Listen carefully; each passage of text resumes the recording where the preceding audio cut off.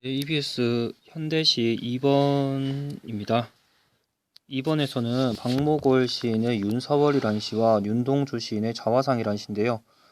이 시에 대해서 사전 지식, 대충 어떤 내용인지 알면 좋겠지만 몰라도 상관없습니다.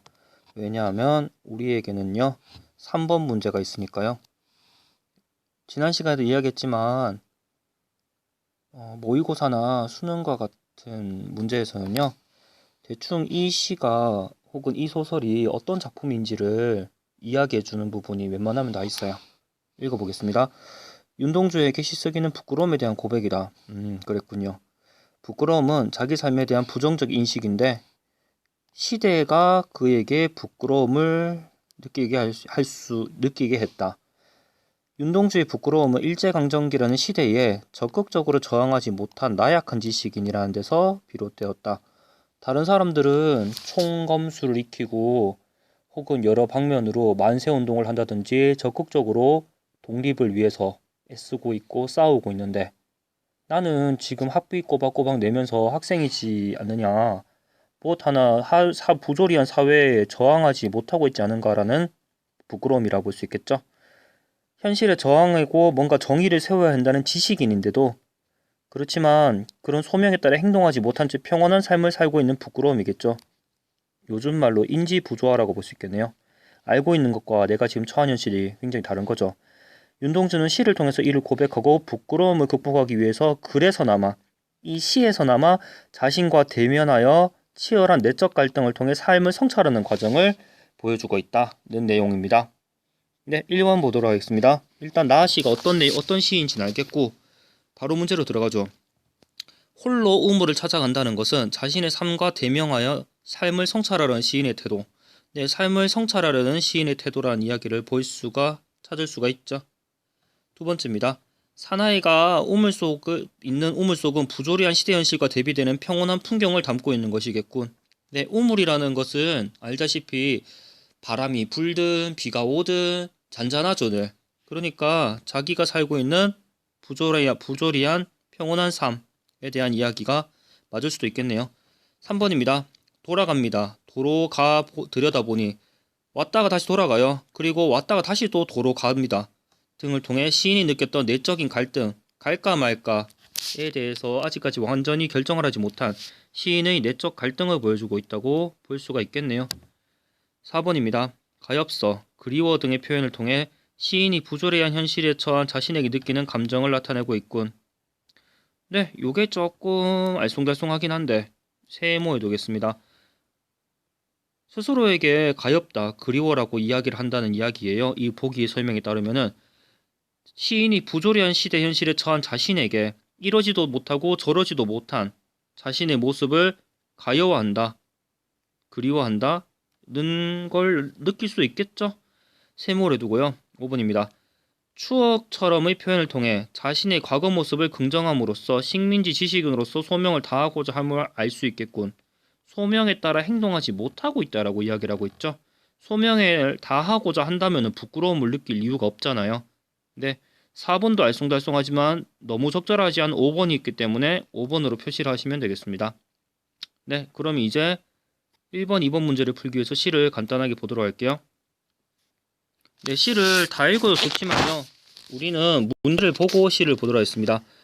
가에 대한 설명으로 적절하지 않은 것은 자연물의 매개를 통해서 시의 정조, 시의 분위기를 드러내고 있다라고 되어 있습니다. 자연물인지 보도록 하겠습니다. 자연물. 송화가루가 날리는 외딴 봉우리. 네, 좀 외로운 느낌이네요. 윤사월의 해가 길다고 꾀꼬리가 울면 이라고 되어 있네요. 네, 그래서 송화가루와 봉우리와 꾀꼬리 요것들이 나타내는 것은 윤사월과 송화가루를 통해서 봄이라는 것을 알 수 있겠고요.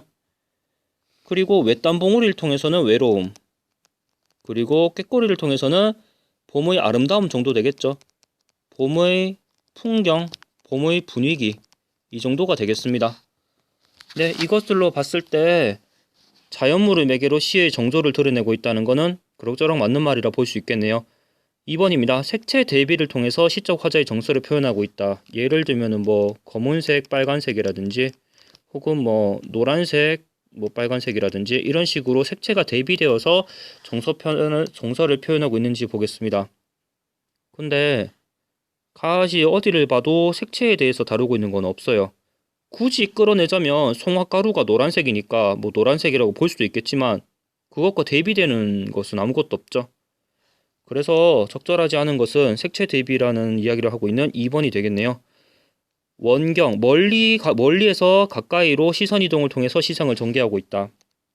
멀리 있죠. 산 봉우리는 굉장히 멀리 있는 것이고요. 산지기 외딴집 눈먼 처녀가 문설주, 문에 귀를 대고 바깥은 어떻게 돌아가고 있는가 꾀꼬리 소리를 듣고 있는 장면은요. 굉장히 가까이서 보고 있는 것처럼 느껴지죠. 먼 장면에서 가까운 장면으로 오고 있으니까 3번도 적절하다고 볼 수 있겠네요. 계절적 배경을 드러내는 시어를 통해서 시적 분위기를 제시하고 있다. 예를 들면 방금 얘기했던 송화가루라든지 아니면은 꾀꼬리 뭐 이런 이야기를 통해서 봄, 만물이 태어나고 다시 생동하는 그런 시기라는 것을 분위기를 보여주고 있죠.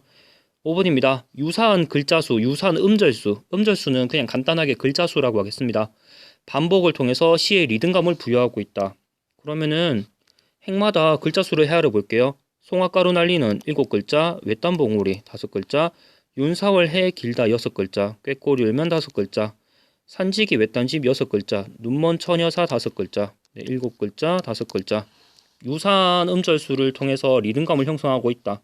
적절한 설명이 되겠습니다. 그래서 적절하지 않은 것은 2번이고요. 기역과 니은을 비교한 것으로 가장 적절한 것은입니다. 네, 일단 기역은 시를 봤으니까 보도록 일단은 기역은 외딴집이고요. 니은은 외딴 우물입니다. 외딴 우물이 무엇인지는 아까 전에 3번을 봤을 때 여기 우물에 대한 이야기죠. 우물을 찾아간다.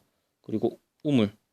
우물이라는 것은 자기를 보는 거울, 또 다른 나를 보고 있는 거울, 굉장히 부끄러움을 느끼는 내가 우물을 통해서 평온한 삶을 살아가고 있는 나, 이렇게 서로 바라보고 있는 자아, 또 다른 자아, 이어주는 매개체라고 볼 수 있겠죠. 일종의 거울하고 비슷하다고 볼 수 있겠습니다.